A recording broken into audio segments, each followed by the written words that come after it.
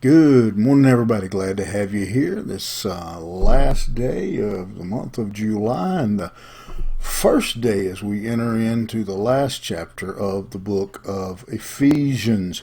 We're going to deal with maybe a little bit of a touchy topic for some, and that is, again, the family, parents, children.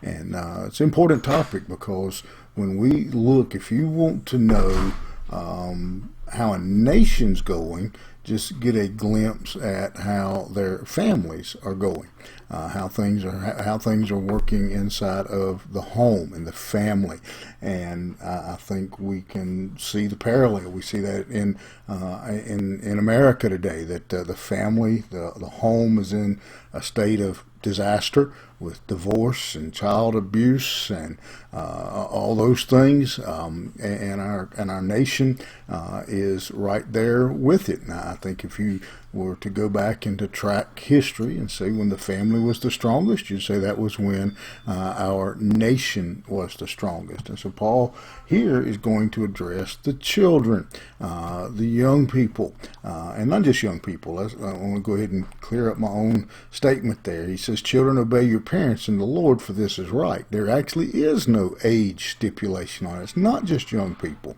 He says, "Children, obey your parents. Honor your parents," is what he's saying. In their actions, their attitudes, they are to be submissive to their parents. And again, they may come to a point in their life where they don't need their parents for a roof over their head and food in their bellies. They may get to that point where they are independent in that regard, but they never get to the point where mama's not mama and daddy's not daddy. Our children are to respond. And look what he says. He says it's right to do that. He says, honor your parents in the Lord. We don't honor our parents. Some people say, well, you don't know what my parents do. You don't know.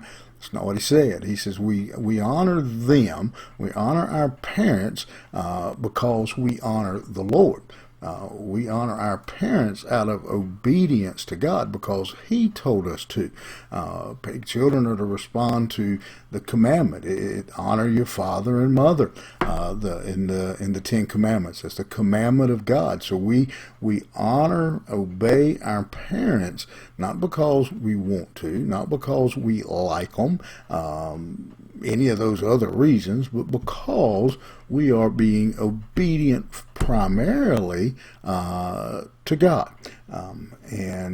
Again, that's what he's teaching. They show respect. We show honor to our parents, even again when we reach the age of adulthood. That is the commandment. However many years we live, however many years they live, we are to be obedient and honor our parents. Again, he says, honor your parents in the Lord.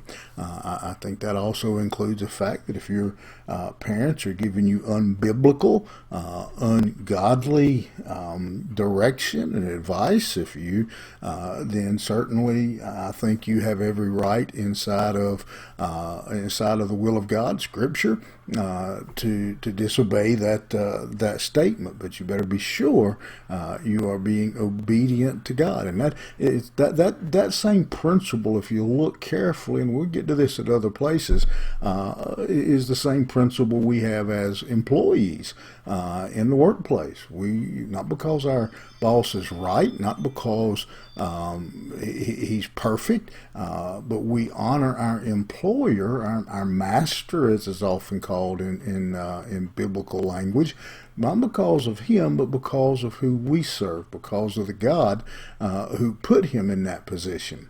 And so, something to think about, even, and I'm 99.9% sure most everybody who is listening, watching this morning, is old enough. You're on your own. You're in your own house. But your parents, he says, are to be honored no matter what, and that no matter how old we are. And again, that is a critical piece in the deterioration we see in our nation. Let me encourage you. Maybe you're this morning, your parents may be already passed away, gone on to be with the Lord. You're not able really to honor them anymore. But you have children, you have grandchildren. Your children are trying to raise your grandchildren. Maybe your grandchildren are trying to raise your great grandchildren. And never been a harder time to raise a child in the fear of the admonition of the Lord. You pray for those people. Those maybe they're not even related to you. Just young people in your church, young people in your neighborhood who are trying to raise children in this rotten world, that they might grow up to obey and honor their parents because it's right. You have a good one. We'll see you here tomorrow morning.